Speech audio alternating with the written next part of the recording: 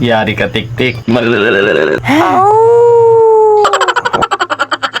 Hala pre, si Maymay yun ah. Aray na kasagwaan niyo mga idol! Oo nga, sundan natin.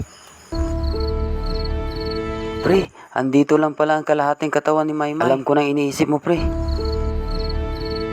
Ano bang nangyayari sa akin? Bakit kakaiba itong nararamdaman ko? Parang may nangyayari sa kalahati ng katawan ko. Wala na, finish na.